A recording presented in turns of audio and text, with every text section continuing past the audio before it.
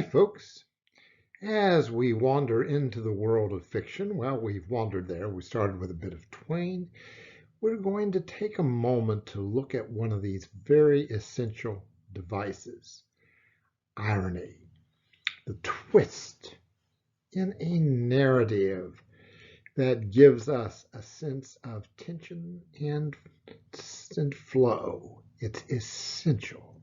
So we're going to talk a little bit about Bierce. He's not assigned, and a fair bit about Willa Cather's The Sculptor's Funeral in this context, as well as the other works from this segment. So let's see what we can do here. Starting with a definition, a rather general one. Irony, a point of friction in a piece or a twist in a piece.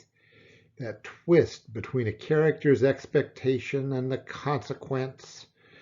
Twist between, hey, what you're reading and you think's about to happen and the end result. Twists grading between the tone of the piece and the action, foreground, background, atmosphere, any of those things. Anything that serves to disrupt, break a flat flow.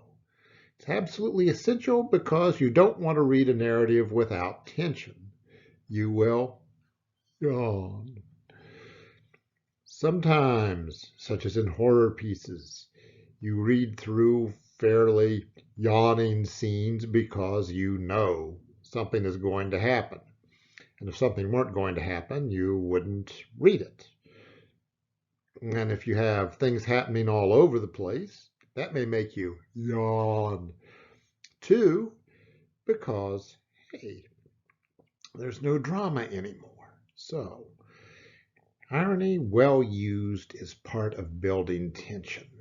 Now, the new critics, a generation of poets and critics who were influenced by T.S. Eliot, Americans, mostly Southerners, really got into this notion because their critical theory tended to be focused on the structure of pieces. So John Rowe Ransom wrote a whole book on irony, and you can go through, endless details. I'm not inclined to go quite in that kind of direction, so I'm talking about it more generally. But let's step on here. Step on and get from me. A perfect enactment of irony may be a narrative that, by the full range of available devices, makes the probable seem unlikely or impossible, then brings the probable to pass. Yes, it employs foreshadowing, employs it effectively, very effectively, because the foreshadowing is there. But it's hidden. It's an underlying element. And when you go back, you find all the pieces. You say, oh, I didn't see that coming, but it works. Yes, it had to be.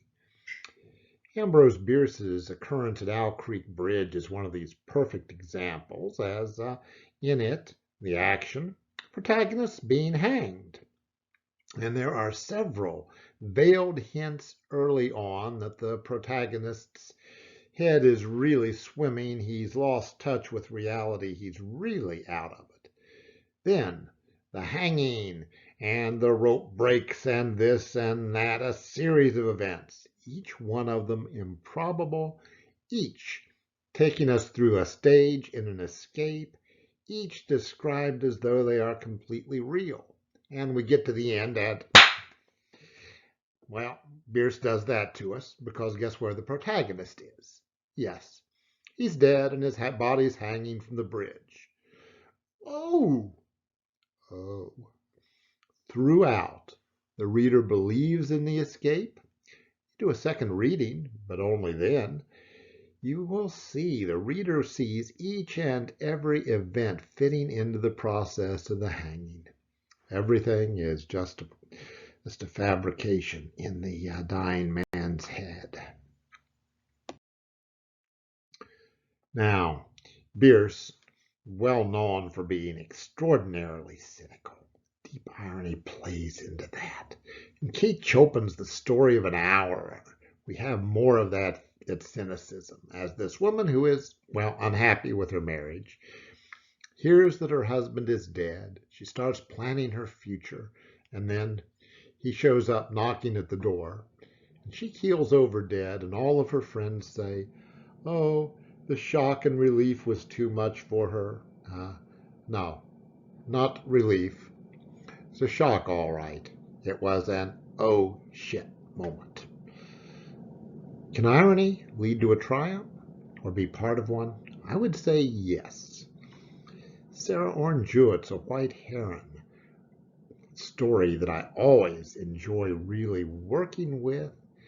The ironic twist is a tremendous triumph because Sylvia climbs this highest tree in all of this dreaming of earning that $10. And instead, hey, she sees the woods, all of them, the magnificence of the bird. It's nearly sunrise, and wow. Existential discovery, romanticist style, full optimism. Oh, $10? Bosh! She doesn't want that bird killed. So, is it ironic that she worked so hard to earn that $10 and then throws it away? I suppose so. But she's gained something that's far greater than the $10. It's a beautiful story. Now, let's see what else. Let's get more cynical again. Let's get ugly. Let's get Willa Cather's The Sculptor's Funeral. Usually reason it's made its way here, it's not the greatest story, but it does some nice things, and I usually like to set it up in the split vision that Cather offers of her beautiful Red Cloud and ugly Sand City, and these are both based on its reminiscences from growing up, and they're pretty much the same place. But let's look at this one in terms of the irony, and the big irony is the conflict between Harvey Merrick and his home. The story talks about his tremendous eye for beauty, and what do we see in Sand City? It's winter night with refrozen snow, winter mud, the ugliest thing imaginable. What do we see of Sand City's citizens? They're awful. The town folk are uniformly nasty. Hey, an extraordinary figure, famous man, great sculptor came out of ugly little Sand City, and what do they have to say about him? Well, they talk about the way that he wasted his father's money, the way he drank too much, his feminine characteristics, his just inability to be a good farmer, and such as that. Stevens, man who came back with the body. He was a sculptor's pupil, friend, probably his significant other. Cather doesn't tell us. We should run the hint. Cather does that with sexuality. The time she was writing, she just doesn't say and leaves it evidently neutral, but we can see these edges. But he's sitting there hearing how his SO was, an utter waste. Wonderful, wasn't it? And they don't seem to know at all. And then Jim Laird steps in. Jim Laird, drunk, which is a usual state for Jim Laird.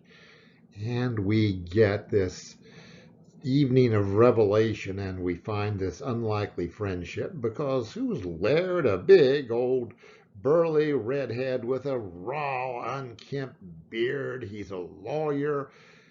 Oh, the essence of corruption, cynicism. He works for these Sand City, these leading citizens, leading pack of petty crooks and such, and does it very well. only thing that Laird appears to share with Harvey Merrick is that they both drink too much. Harvey drank too much, Laird drinks too much, and yet Laird appreciated Merrick as an artist, considered him a friend, and really someone who cared about him. The only person in Sand City, or the only person we hear from, who gave a hoot about Harvey Merrick. And he's this, nasty old crooked lawyer. Well, our nasty old crooked lawyer, after he tells off the townsfolk, then gets drunk and misses the funeral, and sometime later he contracts pneumonia and dies while out doing one of these things that crooked lawyers do. Oh, it's awakening, and it didn't give us any wonderful redemption or anything like that. Is that a bit ironic that he could wake up that one night and go back to sleep? Maybe you can call it that, but however you call it, it's part of probability. Or we can look at the scene, look at it carefully and say, yes, Jim Laird was capable of admiring someone, capable of understanding wonderful things and higher standards. And so that goes. But is Jim Laird capable himself of better behavior? No. He's an old drunk who's fond of money, or at least knows nothing else to do with himself, and is morally rather thoroughly corrupt. Irony, well done, does not break the narrative. It reveals the deeper elements. So that's the way it works. Irony in a story, in a narrative of any kind, is requisite. Otherwise, everything would go according to plan, Jan. Why am I reading this? Woof. So, irony surprises us. But irony doesn't surprise us out of nowhere. Things don't come out of nowhere unless you're doing farce. Things come out of cause. Irony reveals. Okay. Thanks, folks.